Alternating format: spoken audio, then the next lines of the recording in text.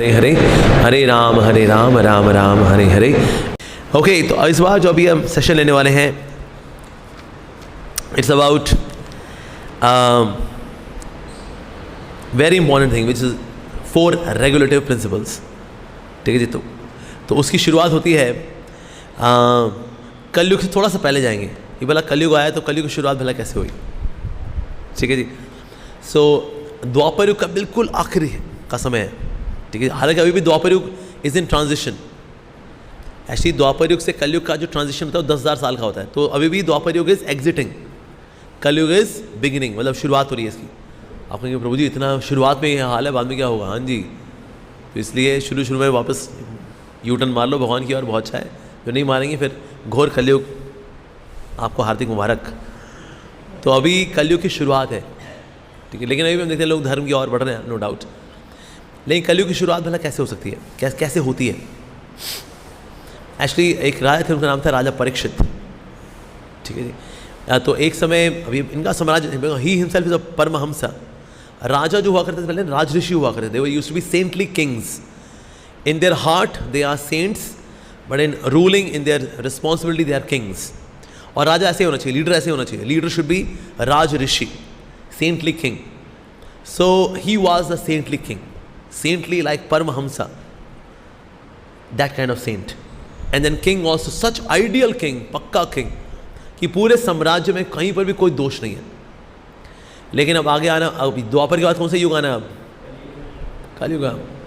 तो उससे कलयुग के ना थोड़े थोड़े सिम्टम्स उनको यहाँ वहाँ नजर आने शुरू हो गए। ही कुड सी दिस कि ना ये जो हो रहा है ये ठीक नहीं है। सो देन परीक्षित महाराज ने क्या किया? Parikshit Maharaj he went and conquered many kingdoms. की ना होता है आसपास के साम्राज्य जो है ना वो शायद धर्म का पालन नहीं कर रहे, इसलिए थोड़ी थोड़ी चीज़ें अब मेरे साम्राज्य में भी आ रही है। So that's why I should conquer them, make them also 100% religious. So he conquered and again there was religiosity.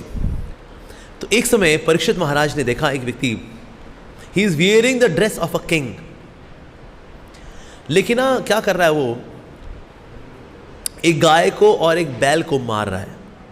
ये देखा तो ये अब नाउ द बैल जो है यहाँ पर, जो बुल इज एक्चुअली धर्म, और जो गाय है इस पृथ्वी।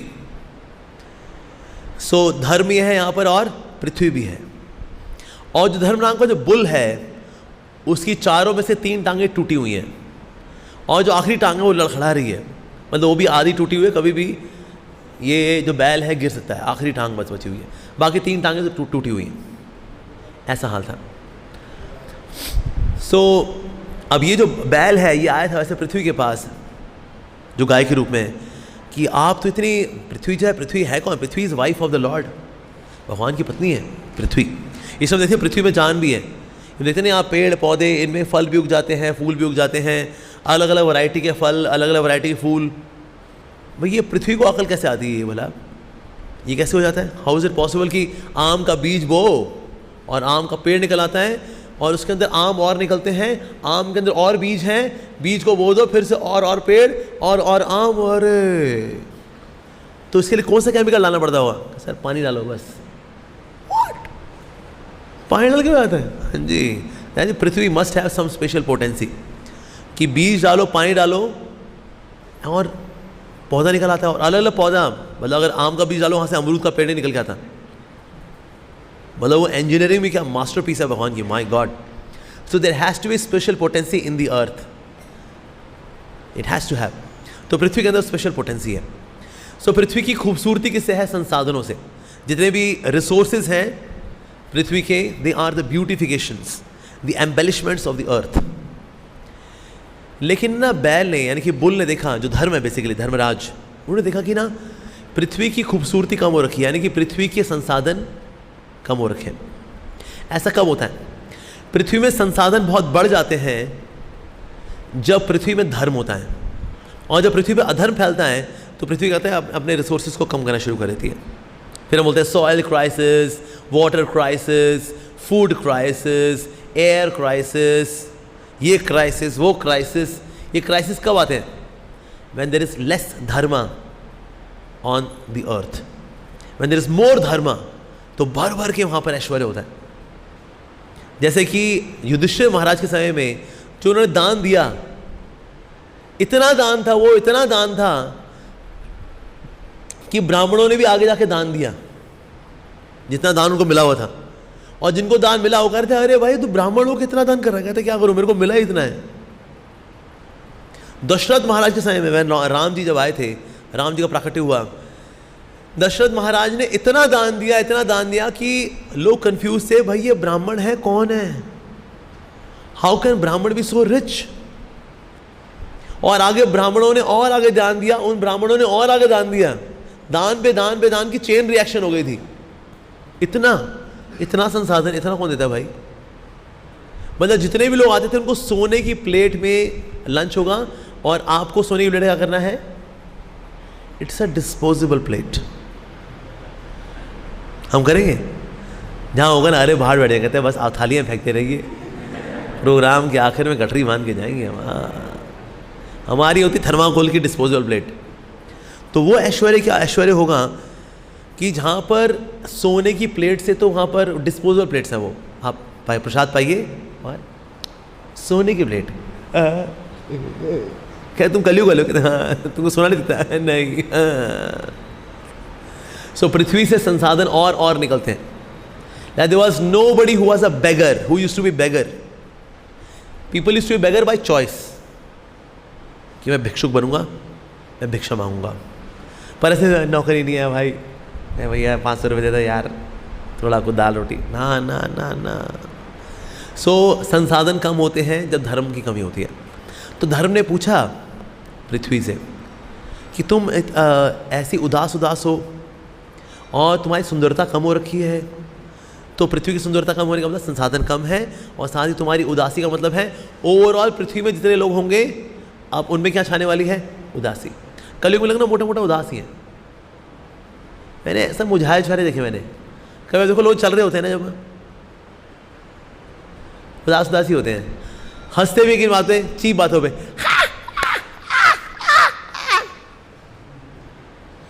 सर किस बात पे हंसे आप, वो चल रहा था ना, वो केले से फिसल गया। गॉड। तो लोग मोटा मोटा लोग दुखी रहते हैं। मतलब कभी आप शादी में लोगों को डांस करते देखो, आप लोग आए होते हैं ना ये लहंगे वहंगे पहन करके, कई लोग खड़े होते हैं, कहते भाई जल्दी पहुँचे यार, वहाँ पहुँचे, स्टॉल पहुँचे, चाउमीन खाएं। उनको दूल्हा दुल्हन से कोई लेना देना नहीं है, उनको कोई लेना देना, जाके फटा पकड़ाते हैं, ये हमारा 1100 का शगन, इसलिए 1100 रुपये का चाउमीन खाएंगे यहाँ पे। बस। तो इतना ड्राई, इतना खोखला। कभी आप देखना कोई बारात जा रही हो ना, जो दूर से खड़े होकर सिर्फ ऑब्जर्व करना उनको, रैंडमली चूज एनी बारात। और अल्टीमेट खुशी क्या शादियों की, दारू। तो भाई वही आनंद है, बाकी सब ये चलना फिरना, घोड़ी पे उनको बैठाया हुआ है,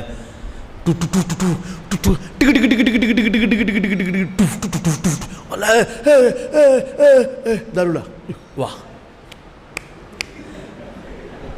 मोटा मोटा ये उदास लोगों का युग है, उदास लोग ही दिखते हैं, ठीक है। तो इसलिए धर्मराज ने पूछा उनसे, साधु से क्या पूछा, कहते हैं अच्छा ऐसा हुआ है कि क्या अनलॉफुल मीट ईटर्स ने होली प्लेस को ऑक्यूपाई कर लिया है, विच विल हैपन इन कलयुगा। ये कलयुग का लक्षण क्या है, unlawful meat eaters, they would exploit you and they would also occupy the Holi places. जैसे कहीं होली प्लेसेस में वहाँ प्याज लहसुन वगैरह मिलता है, हरिद्वार में भी कई जगह जहाँ मिल जाएगा, आपको मिल जाता है। कुछ ऐसी होली प्लेसेस भी हैं, अंडा फ्राई मिल रहा है, क्योंकि वहाँ इतनी रेगुलेशंस नहीं है, चलता है यहाँ पर। So unscrupulous unlawful meat eaters, they would be there exploiting earth as well as they would also enter into holy places, ऐसा भी होगा।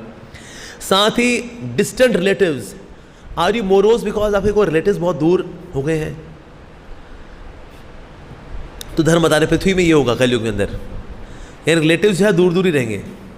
बच्चों की नौकरियाँ होती है, माता पिता गोरखपुर, विशाखापट्टनम, गुवाहाटी, जबलपुर।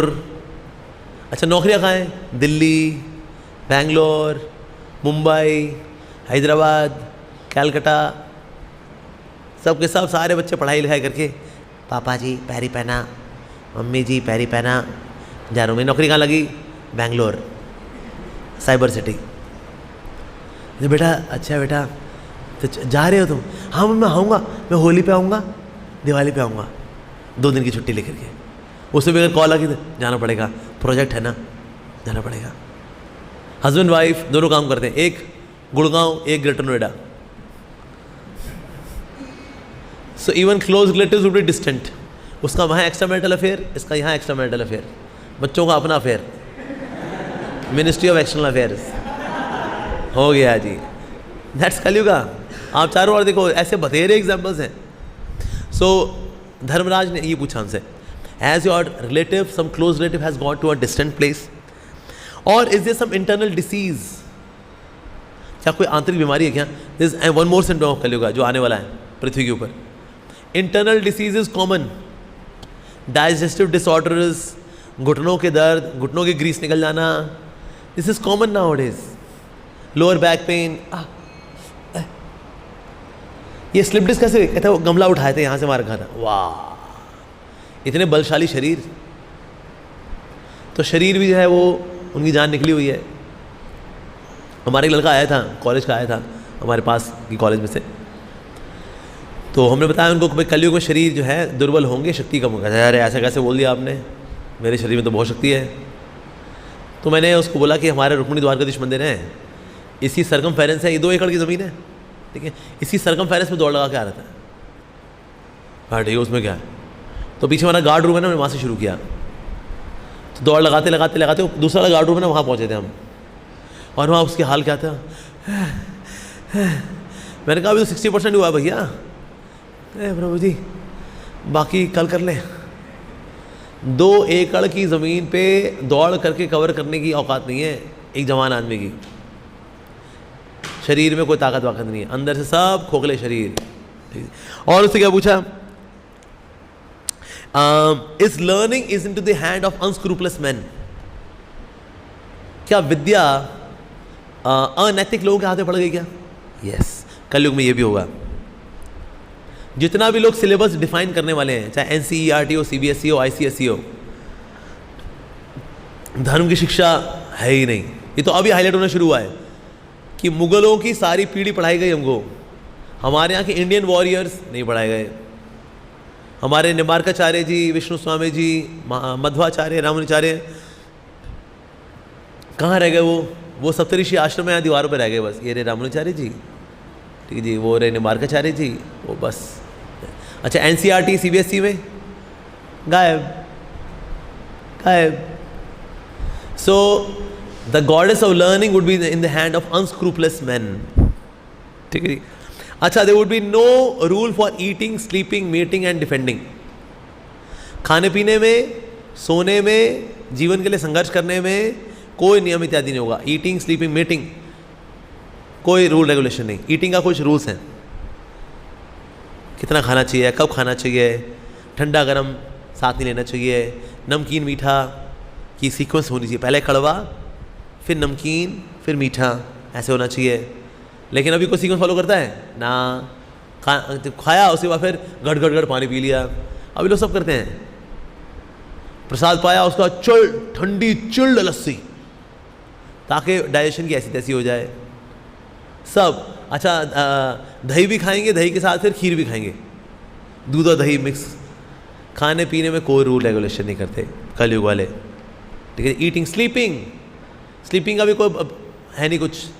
रात को नेटफ्लिक्स की मूवी देखी तो 1 बजे सोए, उस पर आ गई गंगूबाई काठियावाड़ी, कहता गंगूबाई आ गई भाई, 11 बज रहे हैं, चलो मैं 11 से लेकर 2 बजे तक गंगूबाई देखूंगा।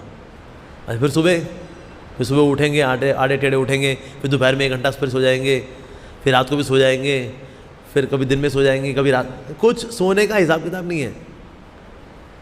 जापान के अंदर अगर कोई व्यक्ति 6 घंटे सोता है ना, अगर स्मार्ट वॉच कंपलसरी वहाँ पर, ये एनालॉग वॉच नहीं मान सकते, स्मार्ट वॉच में आप दिखाते हो मैं 6 घंटे सोया, उसको बोनस मिलता है महीने के बाद। कहते हैं रोज़ 6 घंटे सोया। लोग की नींद आगे पीछे हो गई। ईटिंग, स्लीपिंग, मेटिंग, बच्चा पैदा करने में कोई रूल रेगुलेशन नहीं। क्या करेंगे? हनीमून, कहाँ जाएंगे? Wow I will go to Mauritius, wow I'll go to New York. I'll go to Kullu Manali, Australia, New Zealand. Sir बच्चा पैदा करने से पहले थोड़ा आशीर्वाद भी लेना होता है. व्हाट आशीर्वाद? व्हाट इज आशीर्वाद? भोग करने होते बस, दैट्स इट. उसको मेरा चमड़ा चाटना, मेरे को उसका चमड़ा चाटना, मेरे को उसके मुंह में थूकना, उसको मेरे मुंह में थूकना, और बच्चा पैदा करना. बस यही रूल है. वाह, अमेजिंग रूल. फिर इसलिए आज बच्चे आड़े टेढ़े भूत प्रेत पिशाच निकलते हैं. फिर ये देखिए ये बच्चा है, पाल पोस के बड़ा किया है, हमको अनाथ आश्रम भेज रहा है, कीड़े पड़ा है तेरे को. मैडम आपने पैदा कैसे किया था? मेरे को आशीर्वाद दिया था कभी संत महात्माओं का, भगवान जी का? नहीं, हनीमून पे गए थे, हम तेरे को पैदा किया था हमने. अब तो भूत प्रेत पिशाच. तो मीटिंग में भी आज कलयुग वाले कोई रूल फॉलो करते नहीं है. अच्छा, स्ट्रगल फॉर एग्जिस्टेंस में रूल फॉलो कर ले, उसमें कोई रूल फॉलो नहीं करते कलयुग वाले. 12-12 घंटे काम कर लेंगे, गधे की तरह काम करेंगे. किसके लिए? पैसा कमाने के लिए. पैसा क्यों चाहिए? कहते गाड़ी कौन चलाएगा जी, पेट्रोल डालना होता है, पैसा चाहिए होता है, ये कपड़े लत्ते दिस दैट, घर बार चलाना है. और मतलब लोन लिया हुआ है हमने घर के लिए, हमारे 1 करोड़ का घर है, 50 लाख लोन लिया मैंने, बाकी 50 लाख की बाबूजी की ज़मीन बेची, बाकी अपनी बीवी के गहने बेचे मैंने, ज़मीन खरीदी मैंने, 50 लाख का लोन लिया मैंने. उसके बाद तो लोन कौन चुकाएगा जी? अच्छा, तो इस घर में फिर आप कितना रहते हैं? कहते हैं रात को 9 बजे से लेकर के सुबह के 6 बजे तक, 7 बजे तक सोने के लिए. रात को सोने के लिए उसने घर लिया है, बाकी दिन भर में घर में रहता नहीं है. और जब तक घर इसका होता है तब तक एक पाँव कवर में आ चुका होता है. ये घर मेरा हुआ. वाह क्या बात है. स्ट्रगल फॉर एग्जिस्टेंस, उसमें भी कोई रूल रेगुलेशन नहीं है. That will happen in Kaliyug. So eating, sleeping, mating and struggle for existence में रूल रेगुलेशन फॉलो कलयुग में नहीं होंगे. तो ये धर्मराज ने बोला उनको. ठीक है जी. साथ ही administration would be in the hand of mismanaged administrators. इसलिए देखते हैं आजकल ये जो जितने भी कंट्रीज हैं, कब कौन क्या करे कुछ नहीं पता. अभी Russia Ukraine war, Russia Ukraine war को एक शब्द में बताओ, ईगो. एक शब्द, इज ईगो. जो यूक्रेन का प्रेसिडेंट है उसने फूंक दिया अपने आप को, खत्म, चाहे मेरा देश फूंक दे नहीं रुकेंगे हम. ये तेरी क्या है? ईगो. रशिया ने भी कहा ठीक है बेटा, हम भी अंदर घुस के मानेंगे. ये भी क्या है? ईगो. और हुआ क्या? पूरा देश खत्म. एक्चुअली यूएसएसआर में Ukraine was second most powerful country. Most powerful country is fighting with second most powerful country. Second most powerful country is finished. और रशिया के पास अगर तेल ना हो ना, अगर ये भी भिखमंगा हो गया होता. So two people who are having power but just driven by greed and ego can create havoc. So administration would be in the hand of less intelligent man. कम बुद्धिमान लोगों के उसमें आ जाएगा. और इंडिया में देखें, इंडिया में एक्चुअली 2014 से पहले जो हाल हुआ इंडिया का, ऐसे बोलते हैं pros and cons. So pro and con. So progress का उल्टा क्या होगा फिर? स्मार्ट. सो प्रोग्रेस का उल्टा हुआ what to do. So administration in the hand of unscrupulous man. That is also happens in Kaliyuga. Okay, तो उसके बाद जब धर्मराज वहाँ पर जो थे, सो धर्म है, और ये जो कली है, ही वॉज बीटिंग देम. दोनों को मार रहा है. अब ये जो बुल है, धर्म है, इसके 4 पांव हैं. इसे 4 पांव हैं. ऑस्टेरिटी यानी तपस्या. सेकंड, क्लीननेस यानी साफ सफाई, स्वच्छता. तीसरा है मर्सी यानी कृपा, दया. और ट्रूथफुलनेस यानी सत्यता. और क्योंकि कलयुग ये जो है, because he is in kingly attire, राजा के वेश में आए, राजा के वेश में आकर के मार रहे. इसका मतलब ये कलयुग में क्या होगा? कलयुग में इतने झंटैक लिखने वाले लोग हैं ना, बड़े posh, 3 piece, Reid and Taylor, Raymond's, the complete man, यही लोग गड़बड़गोची करेंगे. स्कैम करने वाले लोग जो होते हैं, अरे दे लुक सो हैंडसम, क्या क्या दिखता था यार, और काम किया क्या उसने। कलयुग यही है, कलयुग यही है। जो सीधे साधे लोग होते हैं कहते हैं अरे ये तो बेकार है। अच्छा, जो टेढ़े मेढ़े होंगे बड़े अच्छे कपड़े पहने होंगे, मार्क्स एंड स्पेंसर, लीवाइज, वो आ गए है, ये बढ़िया लग रहा है, बहुत बढ़िया है सर, बढ़िया वाले स्कैम भी करेगा ये। हाँ, that is Kalyuga. Well dressed in the attire of a king, मैं कर क्या रहा है वो, he is doing all of this. तो किसने पूछा प्रभुपाद जी से, what's the beginning of Kalyuga, which activity brings the beginning of Kalyuga? The violence towards the cow is the beginning of Kalyuga. आपको पता है कलयुग का बर्थडे क्या है? What's the birthday of Kalyuga? 18th of February 3102 BC. That's the beginning. और ये जो एक्टिविटी है उसी दिन की है। Parikshit Maharaj meeting Kaliyuga, that is 18th of February 3102 BC, Kaliyug started. ठीक है जी। तो अब ये जो चार पांव हैं, चार पांव कौन से हैं जी धर्म के? पहला ऑस्टेरिटी, तपस्या। दूसरा क्लीननेस, स्वच्छता। तीसरा मर्सी, दया। चौथा ट्रुथफुलनेस। इनमें पहले तीन टांगे जो हैं कलयुग ने तोड़ दी, चौथी बची है ट्रुथफुलनेस, वो लड़खड़ा रही है, वो भी आधी टूटी हुई बेचारी।